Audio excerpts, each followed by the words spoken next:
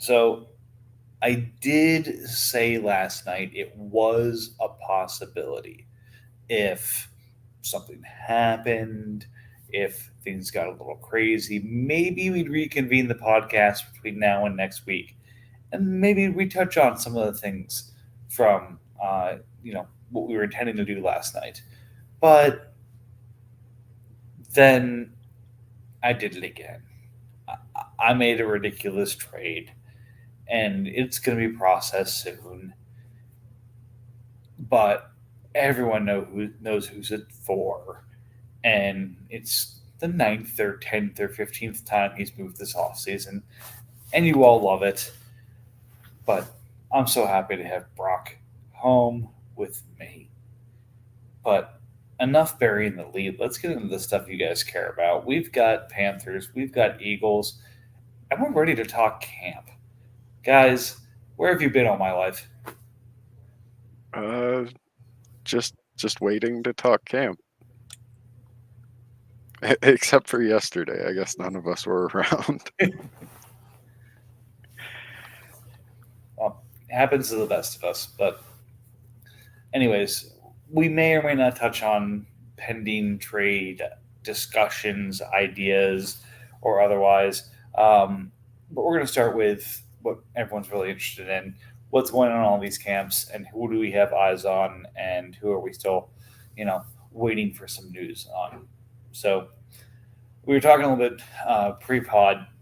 It sounds like Jacksonville's a hotbed for you guys right now. It's definitely interesting. Hot is a good way to say it. I think everybody's on the hot seat there, or at least they better look a little bit better in practice. Well, I think a lot of last year had to do with T-Law getting banged up from getting hit too many times, and kind of the lack of finding any kind of RB depth behind ETN that they trusted to give the ball to. I think it's definitely going to be a big year for them. It's definitely make or break for a lot of people. Like, you got Trayvon Walker going into year 3. You got Josh Allen, who just got paid, or Josh Hines Allen, whatever his new name is. They just paid the corner out there. You know, you got ETN's 5th-year option, and then whether or not he gets paid, they got to figure out their left tackle. There's a lot of moving parts in Jacksonville right now. Yeah, it'll be interesting to see if they can put together a reasonable enough roster to make Trevor look like an exceptional player again. Well, I mean, the contracts are giving out. It's now to the point that the cap's going to be a little bit more sturdy towards that top end, and it's going to be a matter of let's find, develop, and draft the right talent so that we're filling holes a year or two in advance of when we actually have them. So it's part of the game that Jacksonville hasn't had to do in a while, and frankly, Balky wasn't especially good at in San Francisco. So I'm excited to see if he's gotten any better, or if time is the greatest teacher. But that's going to be the tough part here. Is you got a lot of younger guys filling into key roles that were filled by veterans last year. So how's that going to go? And then there's still plenty of spots all over that team that a rookie could win or a guy off the street could win. Who knows?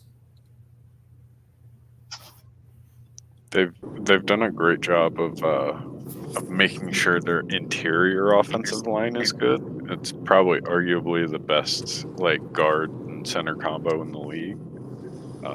But edges still look like they're gonna feast on Trevor Lawrence come regular season. Yeah. Looks good on paper, but I have concerns. Mm-hmm. But and then we were also talking. I think the Raiders came up a couple of times. Obviously, one of the better quarterback controversies in the league this year. A pretty full running back room, a bunch of different guys doing a lot of different things. Devontae Adams apparently trying to recruit Tom Brady to come back to the NFL. And yeah, Michael Mayer being a day 2 tight end pick last year, having a first round tight end on top of him this year. And what does this all look like? So I don't know. I feel like I'm having flashbacks to Patriots 10 years ago. But, here we are in Vegas. Well, to my knowledge, the quarterbacks, neither of them have been impressive. And I guess Aiden is the guy that's working with the ones right now. I think it's split, but Aiden Is has, it? I think, the predominance of the snaps, but it's a full-on competition.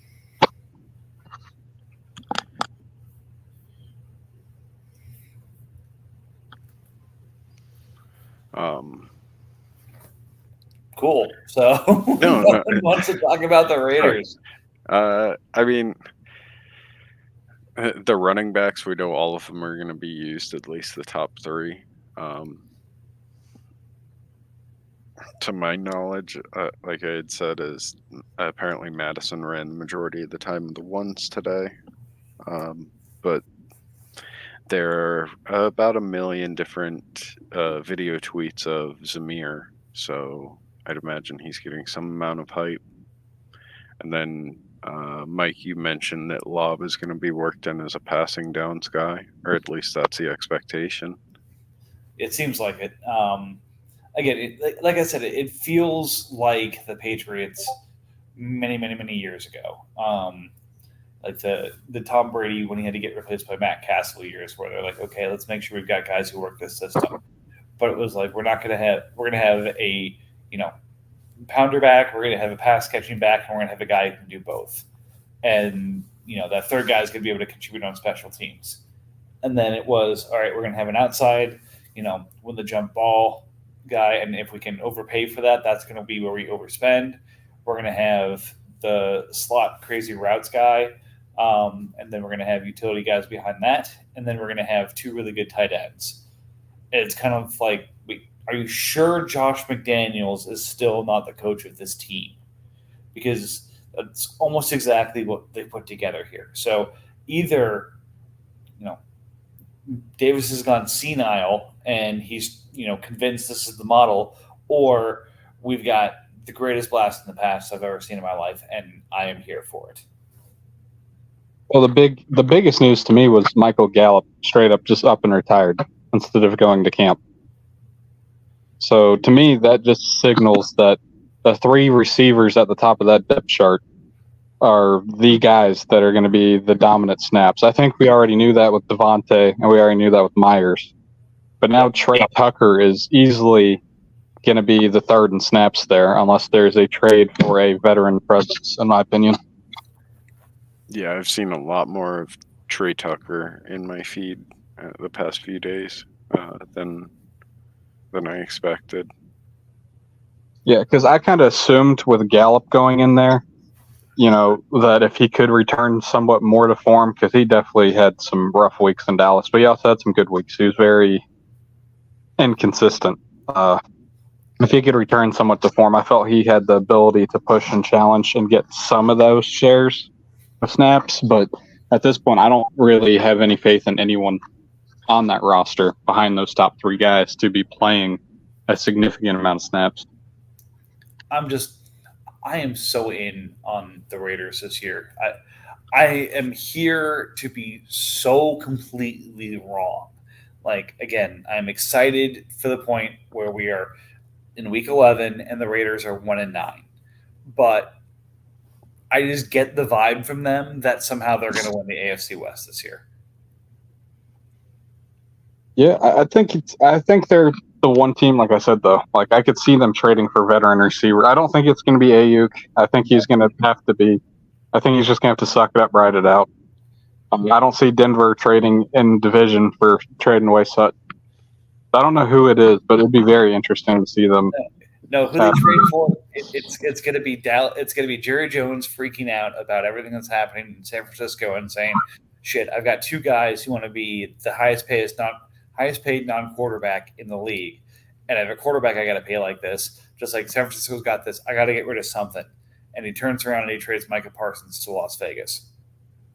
And you have Max Crosby, Micah Parsons, and Wilkins on the same defensive line, if you have an even like caveman level offense on the other side of that, dear God. Like again, imagine having Max Crosby and Micah Parsons coming for Pat. Oh, it'd be a lot of fun. People would just destroy themselves. I think the reality in Dallas is more so to do with Dak's future. There's a lot of smart football guys in Dallas. Yep. Not named Jerry Jones. Okay, I'm not saying Jerry's smart at all. I don't like it when Jerry butts in. I don't like that he likes to go on the radio every week and talk during the season.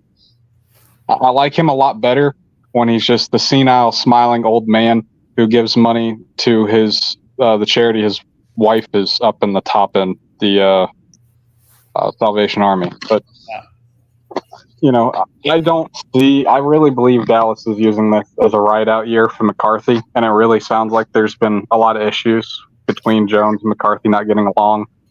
And I really don't believe that Dak is going to get re-signed. I don't think Dak has done enough to impress the guys there. And not in a, he's not good, he's trash, this kind of thing. It's just at some point you've been the starting quarterback for how many years? You've had so many good rosters. You were on a rookie contract. We've given you an extension. We made it your extension to where we had more financial flexibility to give you even more pieces, which is why we're bent over right now. And we still haven't won. And at some point you got to say, hey, we haven't won with you. We got to go on to the next guy. Yeah. And, we did it with Tony. Like people always like to say, well, you guys stuck with Tony for all these years. No, we looked really hard at some of these quarterbacks. We really did. Like we looked at Johnny, but Zach Martin was available. We took Zach Martin. We thought he was a better football player. Jerry really wanted Johnny, but we didn't take Johnny. Thank God. And then we really wanted Paxton Lynch. And Paxton Lynch went before us. Yep. So we've gotten fortunate over the years, but it just really feels like we're in that situation again to where it's going to be we are going to heavily look at our quarterback options before we pay Dak. Because I think we all know that from Dallas and this all-in thing, if we were going to be good this year, we would have had to pay Dak and already backloaded his money to free up money for free agents and to be able to pay Parsons and Lamb. At this point, I just don't see us paying Dak unless he really, really has a good season. Yep. Jerry already laid the groundwork earlier today. He was talking about things that he can't afford when they were talking about Dak Prescott. Yeah. Like, I think it's reasonable to even stop and say, if AOC doesn't work out, and if everything doesn't work out and Mark Davis makes enough money in Vegas this year, he'll probably be the first guy in line going, hey, Dak. Well, again, I feel like that's still coming. Like, whether it's just from a quarterback perspective, and I'm just going to throw a bunch of ideas out there because I have no idea which is going to be, but, Seattle, for example, like, okay, if Geno wins that job, do I go to Seattle and try and get Drew Lock? And maybe he's a guy I could lean on.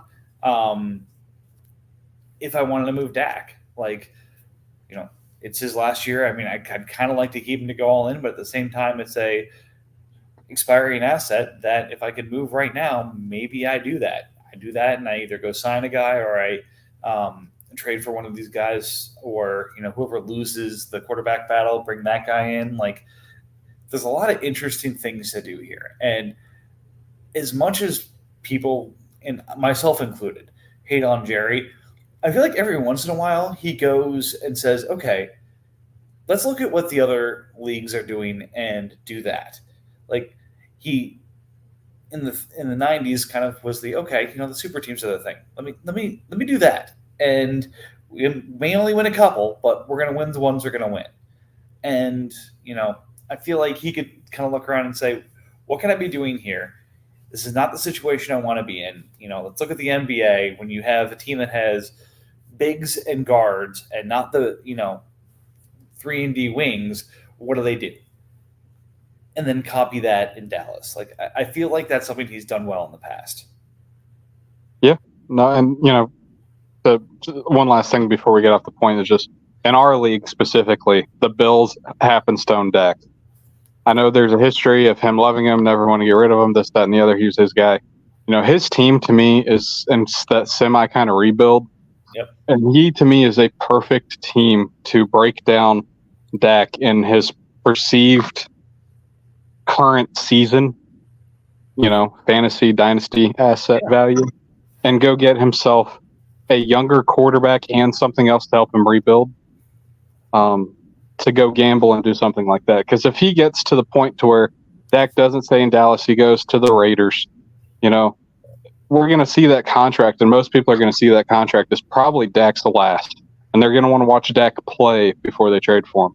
Or some people will. And I just think the best time to move him for maximum value is probably right now.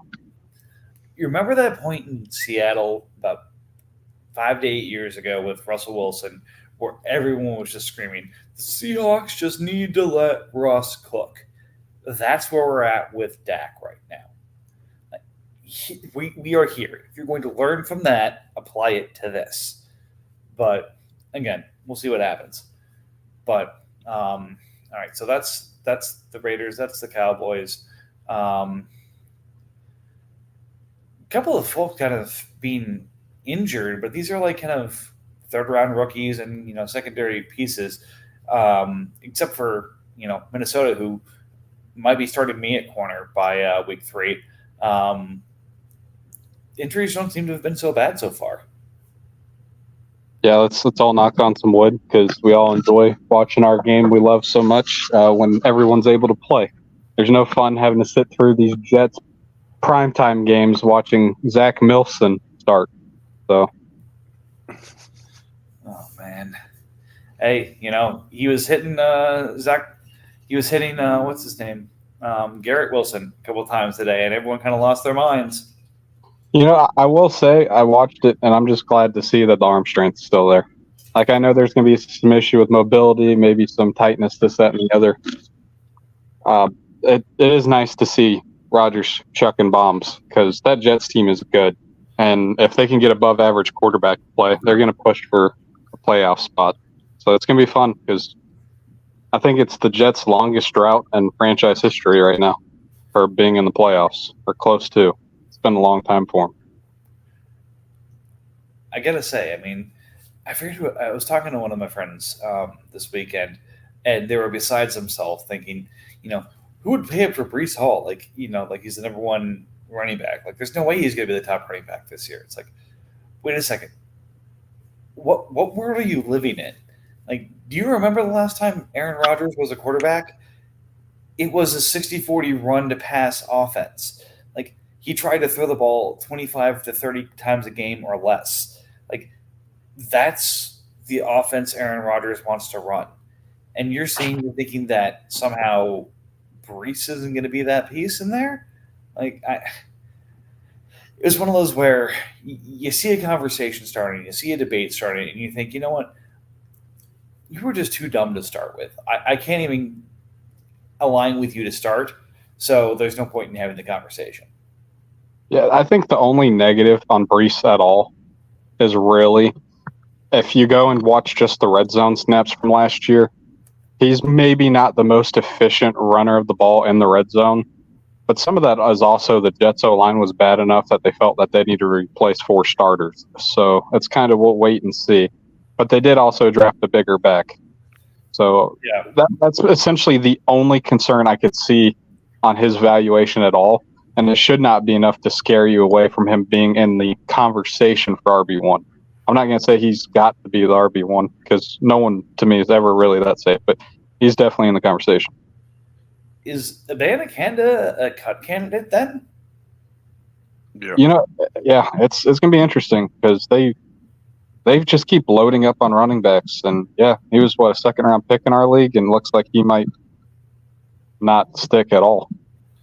Yeah. Like I said, the only reason I'm cheering for the Jets is so that I have a potential dad on the soccer field that is an NFL coach. That would just be fun. But not a good reason for anyone to align with him in a fantasy football perspective for sure.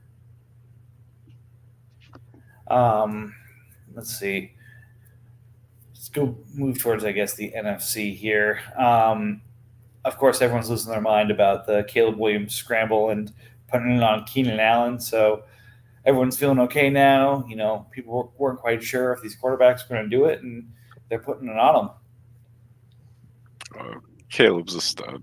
I think we all felt that way, or at least everybody on the pod feels that way. Yeah. So that's to be expected. I'm more interested to see the pecking order of the wide receivers. I feel like everyone's having highlights. Yeah, they all have. It's literally been DJ Moore jumping over somebody, Keenan Allen dusting people, Rome jumping over people, Cole Kmet. I even saw a couple. Like everybody's looking good out there right now. I mean, even for the rookies too. Like it was Marvin Harrison taking it over somebody. Neighbors took over social media for a moment today. Odunze had some highlights. I mean, some of them were related to the Hard Knocks, but everyone seems to be getting in there and doing things, except for the couple of guys who are out with some kind of injury, like Pearsall or a couple others. So, William Thomas Jr. dropped 2 touchdowns already, and Trevor Lawrence has thrown 5 interceptions. Go Jags. Like I said, I'll give you a second rounder for Brian Thomas if you want it. Now, Jamar dropped a lot of balls. I'll wait for now. All right. Well, think about it, and I'll revoke it probably at the end of the night. I don't think I can sleep with that out there. That bare second is just too valuable to waste on something like that. I'm trying to think. Anything else kind of pop from training camp? So a quote from Shane Steichen on Anthony Richardson. Did you guys see it by chance or no? Yeah.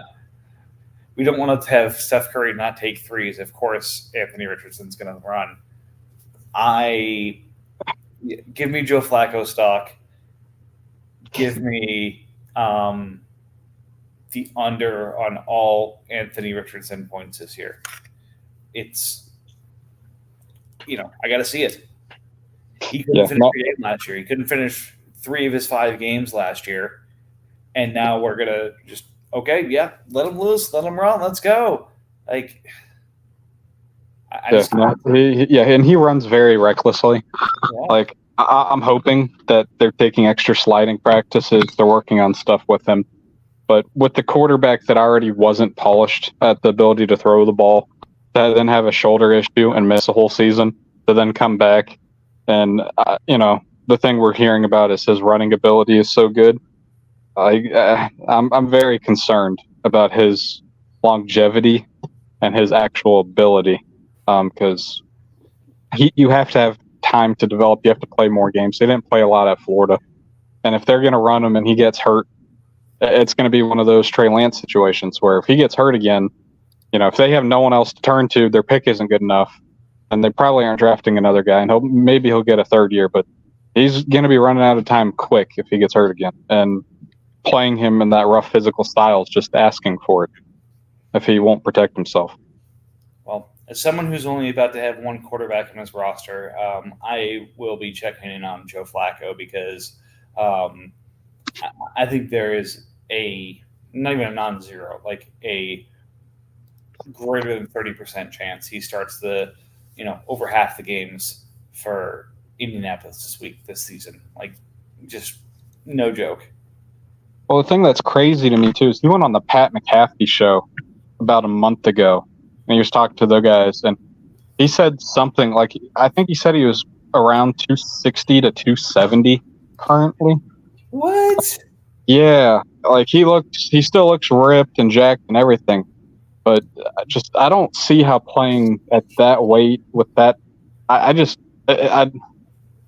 getting Jamarcus Russell vibes. Okay, he's a much better athlete, but when you get to that size and you're playing that physically, we don't have a running back. We don't have the only people we have is tight ends that have played at that size for a whole season and played that physically. And tight ends, you get hit this, that, and the other, but you don't get thrown down and slung down by big D linemen. Most of the time they're getting hit by corners and safeties, so they have something to help them.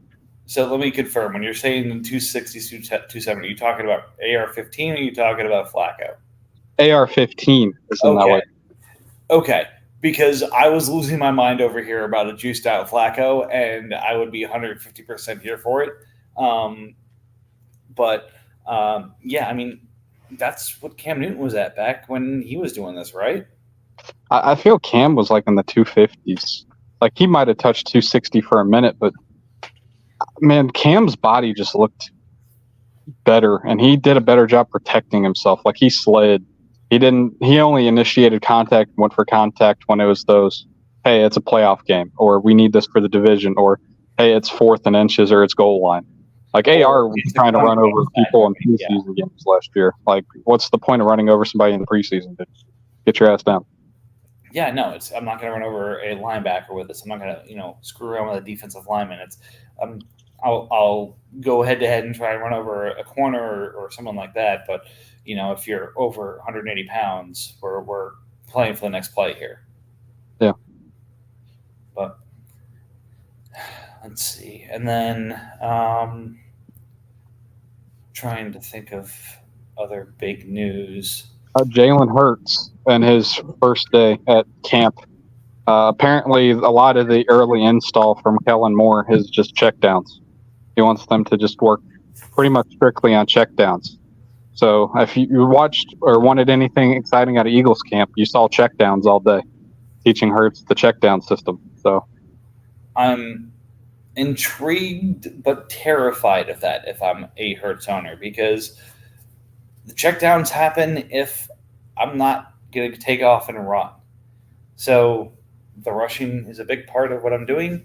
I don't think they're ever getting rid of the tush push, but if he's going to be a check down kind of quarterback,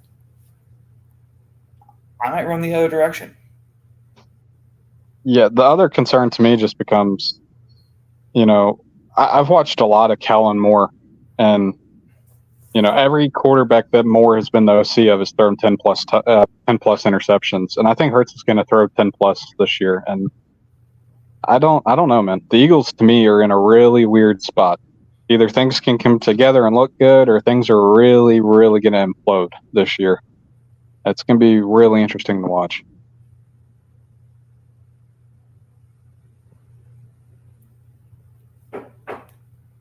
Yep, agree. All right. I've messed around long enough. We're still waiting for one of our fantastic commissions to approve this. But yes, a deal has been accepted, and it is legal that trades Brock Purdy from the Dolphins to the Vikings. So I'll go ahead and go through some of the deals that happened since the pod, but then we'll go through the actual deal itself. So just looking at what's happened since last night. Of course, there was the big Colts move. Blake Corum and Rashee Rice for Jerome Ford, Donta Foreman, and the Patriots first. I know we've gotten a little bit of shit recently because we haven't made as many deals post-pod as we used to, but I can take a little bit of credit for this deal in the pod and post-pod discussions. Were you guys following any of those, or? I don't know much about it. All right. I think Giants was kind of floating this kind of deal out there to other teams. And then somehow it settled on the Colts.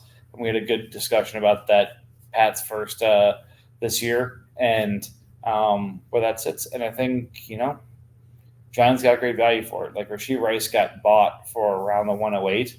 So if you take that value, obviously he's lost a good portion of it. And Corum, an asset that's rising. Taking that with Jerome Ford and Donta Foreman. Foreman's just kind of a filler, but Ford in that first and picking up those two pieces is not a bad move in terms of getting fair value of where we're talking about for that pick. Yeah, to me, I thought Giants won this hands down, and Colts was an idiot. Okay, good. We're on the same page. Yeah, because that pick doesn't have a set value until it's literally written in stone what that team's record was.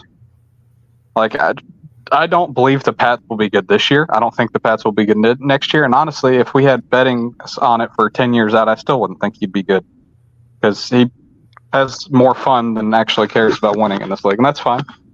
It's just you're giving up some very serious pieces for, no idea of what you're getting back. You could have easily held these pieces and got a lot more. And as he said so many times in the past, that he's a tanking team and Rice isn't going to score. And, there's a decent chance that Quorum doesn't score 1,000,000 points this year either, because I don't see him completely just taking the role from Kyron and running with it. So those are definitely good pieces for him to roll with. But now his team, he's got his first, the Pats first, and very little other assets whatsoever. So he's got to really hit on those 2 first-rounders to even start a rebuild. And then even if he does that, he doesn't own a single 26 pick. So it doesn't even matter. So the one thing I will say, and we talked about this a little bit last night, is his team with Bryce and all of these pieces were starting to come together as an interesting-looking team. This sets him back a little bit to kind of probably, like you said, reset this. It's like almost, the NBA analog, I'd say, is like the Spurs, where it's, hey, you're starting to show you have enough talent on your team to maybe do something. So are you going to do something? You're going to wait one more year and try and maximize that pick.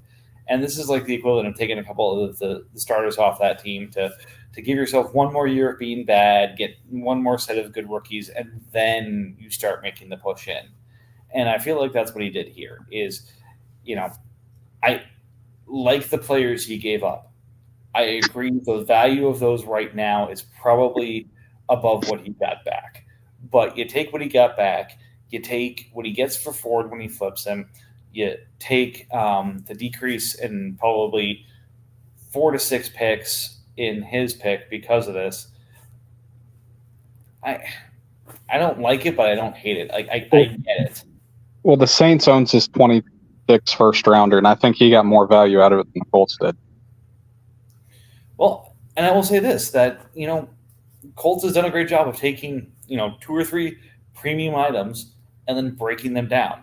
Like, I think he only had, 1 pick in this early draft this year, and he broke it down a bunch of other things. I think maybe at one point he had 2 or 3 of them and broke it down into 2 or 3 early picks next year and a bunch of pieces that are gaining in value. So, but at one point, talk about taking that 25 pick from him. Like, I understand it. I just don't trust that you're going to suck. This team also had Baker, Pickens, Laporta. It also had Reddick, Chubb, Nolan Smith. Like, it had a laundry list of players. And if you go back and look at that laundry list of players, he's shedded value. He's lost probably around 4 first-rounders in value since he started his teardown. And I mean lost as in I don't see it on his team. I don't see it in his picks anywhere. It's just gone. Well, I don't know if you were listening to this last night, but Bill did proclaim that Jatavian Sanders is this year's Sam Laporta. So, prepare offers accordingly. No, he's Jared Cook. No. I mean, Bill was pretty certain that he was Sam Laporta. He's Jared Cook. Right. I'll bet money with Bill. All right. That sounds like fun. All right. Then we heard about earlier Eagles giving Adam Troutman a Seahawks 5th this year and his 3rd next year for Alexander Madison.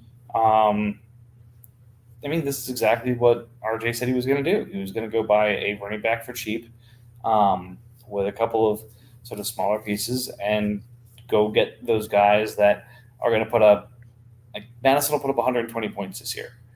But those will be – 80 of those are going to start for Eagles. So I like this and the price it took to get that. I do as well. It's kind of crazy to me, though, because last year around the same time, we saw Madison get bought by the Bucs for a 1st and a 2nd. That was when we all thought he was a starter, though. We thought he was the guy in Minnesota. I just think it's crazy, though, just how it went from that to getting cut mid-season to being on the Raiders to potentially getting started again or have a big role? I mean, we've been doing it long enough to where like we know that regardless of like what your draft capital is or like how high of a rookie pick you are in Dynasty, like especially running back, you're not necessarily safe. Like your value can just fall off the cliff, like even before your rookie contract's up.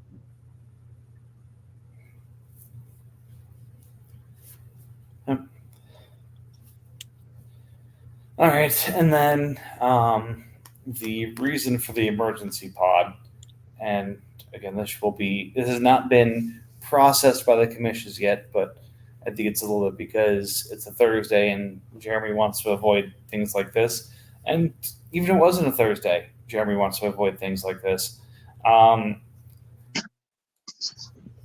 Basically, Dolphins and I are swapping quarterback rooms.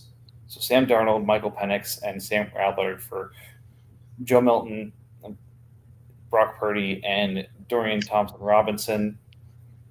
He's also getting Bo Melton from my second in 26 and my fourth in Panthers fourth in 26 for Browns third next year, Jets third next year, and my fourth next year. So the big part of it is, of course, Brock Purdy changing teams. Dolphins picks up Darnold, Penix, and Rattler, and I now have picked up some years, some roster spots, and all sorts of things, and have Brock Purdy back on my team. So, again, I promise that he's going to stay there, but if someone makes me a fun offer, I'm not going to say no to it.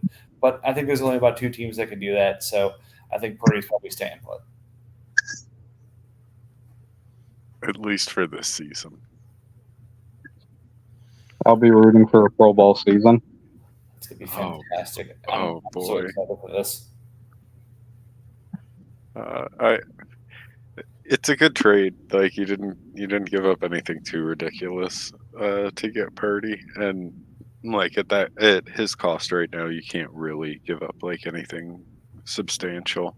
So you could take him on. That's fine. You have a franchise quarterback and a whole bunch of rookies and a whole bunch of picks next year. So you'll definitely be able to do something. Dolphins gets a lot of cap space out of it, which is probably beneficial for him.